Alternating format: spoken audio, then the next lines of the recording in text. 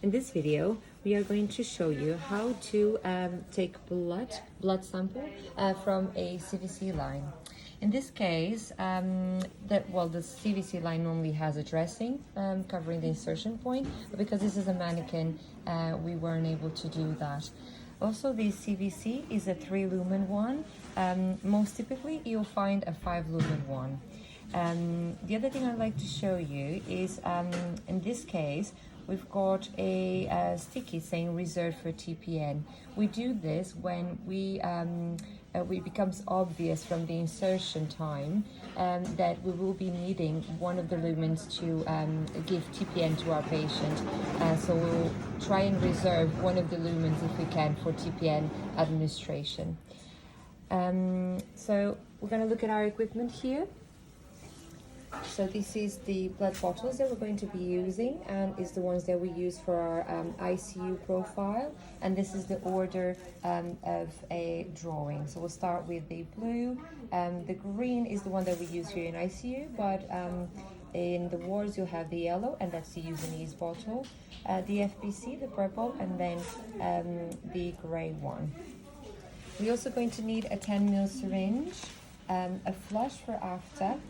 We're going to be using a vacutainer to obtain our blood sample, and we're going to be taking a blood gas, a venous blood gas. I'm just going to open. It comes with a needle, so I'm going to discard the needle in the sharp spin, and I'm not gonna need for this procedure. I'm just gonna cap it using an aseptic non-touch technique. I'm also gonna open slightly my syringe just to make it easier. Okay.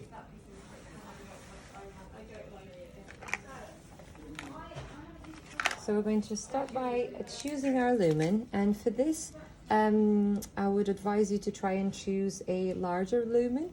We're going to start with our Sunny Cloth, and we're going to clean our port for 30 seconds. I'm going to aspirate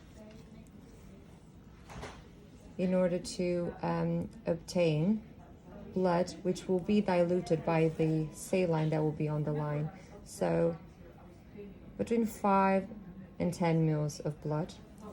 And I'm going to use my vacutainer, and you can prepare this beforehand.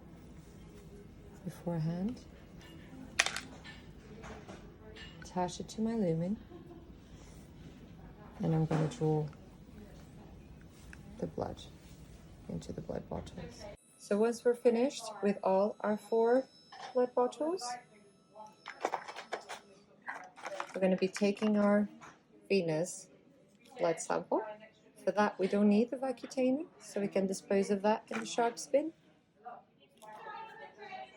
Remove the air that's in it, just to prevent it from administering an air bolus.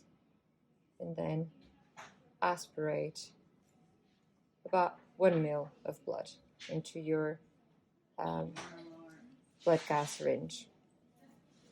We're going to flush all the blood back into our patient using a saline flush. So I've got a pre-filled syringe. Remove the air and then administer it